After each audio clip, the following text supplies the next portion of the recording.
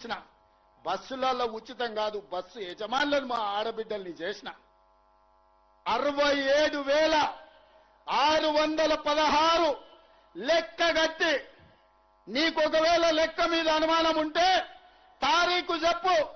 LB స్టేడియంలో assembly ఎదురుగా 67,616 ప్రభుత్వ ఉద్యోగ నియామకాలు చేపట్టి తెలంగాణ నిరుద్యోగ యువకులకు ప్రభుత్వ ఉద్యోగాలు ఇచ్చిన, 25,35,000 రైతులకు 20,616 కోట్ల రూపాయల రైతు రుణమాఫీ చేసిన, రైతు భరోసా కింద 27,000 కోట్ల రూపాయలు రైతుల ఖాతాలో వేసిన, 500 రూపాయల బోనస్ సన్న ఓట్లు పండించిన వాళ్ళకు ఉత్తమ్ కుమార్ రెడ్డి గారు ఇచ్చారు.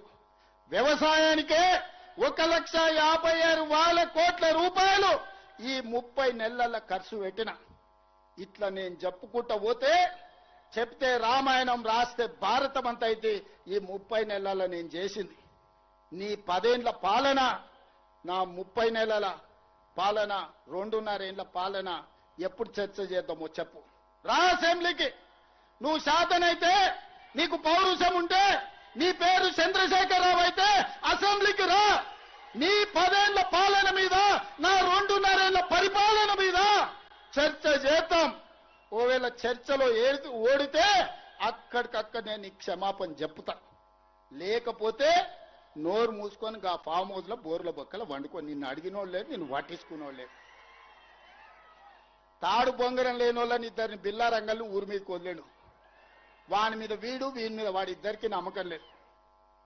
ఈయన పొద్దుగాల ప్రెస్ పెడితే ఆయన సాయంత్రం ట్విట్టర్లో పెడతాడు. ఈయన సాయంత్రం అది పెడితే ఇంకొక ఆయన గుడికాను బడికాను ఫోటో దిగుతాడు. మీకే పొంతం లేదు. మీరు మా గురించి మాట్లాడేది. ఇవాళ ఆయన ఉత్తమాలకు లెటర్ రాసిండు. ఆ లెటర్ చదివితే నాకు నవ్వాలనో ఏడవాలనో కావాలి. 10 ఏళ్ళు ఏడ్చినావు కాబట్టి ఆ కాళేశ్వరం కూలిపోయి ఈరోజు 1,00,000 కోట్లు గోదావరిలో గడిచిపోయినాయి. మళ్ళా మాకు చదువు చెప్పనికి పోతుండు, సన్నాయి శుద్ధులు చెప్తుండు. నీ అంత సన్నాసితో చదువు చెప్పుకునే దాంట్లో మాకు దాపరించిందని నేను అడుగుతున్నా. అందుకే మిత్రులారా, ఇవాళ వేదిక మీద నుంచి అటు గోదావరి జలాలలో జరిగిన అన్యాయాన్ని మహారాష్ట్ర ముఖ్యమంత్రిని అడుగుతాం, కడుగుతాం, అవసరమైతే మెడలు వంచైనా గోదావరి జలాల మీద తుమ్మిడి ఎట్టి దగ్గర ప్రాణహిత చేవెళ్ల ప్రాజెక్టును కడతాం.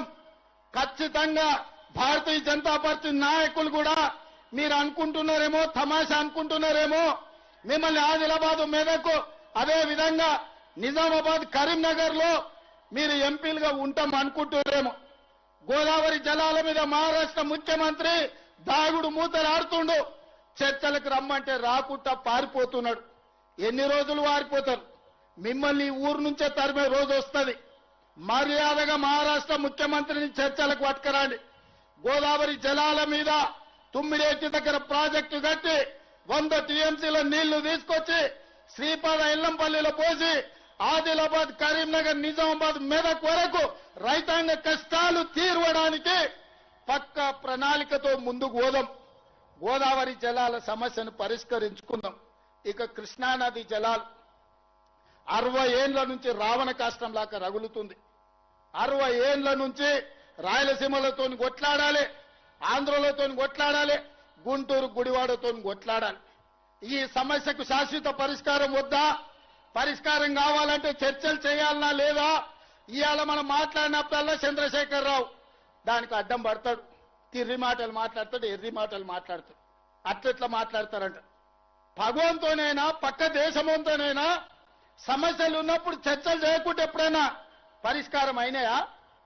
ఆలి పంచాయతీ అయినా, పాలి పంచాయతీ అయినా ఓ పెద్ద మనిషిని పెట్టుకొని పంచాయతీ తెంచుకుంటామా లేదా? రైతాంగ సోదరులారా, మీరు ఆలోచన చెయ్యండి. ఇవాళ ఎక్కడైనా ఏ సమస్యకైనా చర్చలు లేకుండా పరిష్కారం జరుగుతాయా?